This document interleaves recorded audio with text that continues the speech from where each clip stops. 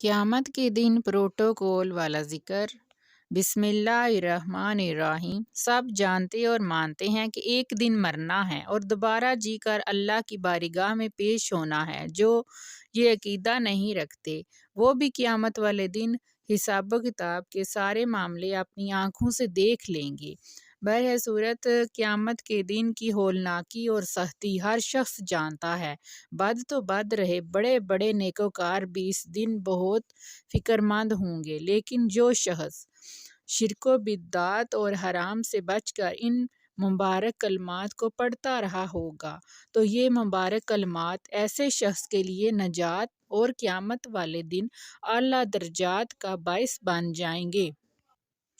امام المحدثین سید الفقہاء حضرت امام ابو ہریرہ رضی اللہ عنہ بیان کرتے ہیں کہ رسول اللہ صلی اللہ علیہ وسلم نے ان مبارک کلمات کے متعلق ارشاد فرمایا، فَإِنَّهُنَّ يَأْتِينَ يَوْمَ الْقِيَامَةِ مُنْجِيَاتٍ وَمُقَدِّمَاتٍ وَهُنَّ الْبَاقِيَاتُ الصَّالِحَاتُ۔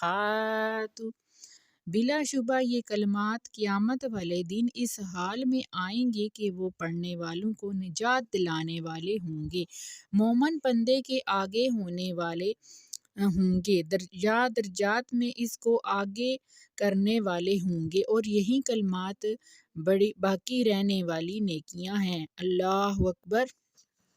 اس حدیث میں بالخصوص قیامت والے دن کے بارے میں 3 باتیں بیان ہوئی ہیں۔ نمبر 1، یہ کلمات قیامت والے دن ہر سختی اور شرمندگی سے نجات دلانے والے ہوں گے۔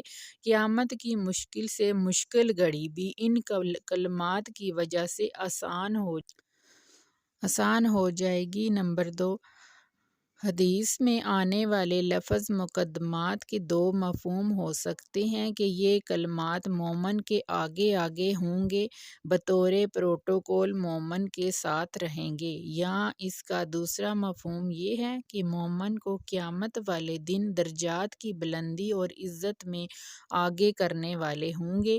ان کلمات کو پڑھنے کی وجہ سے مومن آدمی کو بہت ہی اونچا مقام و مرتبہ دیا جائے گا۔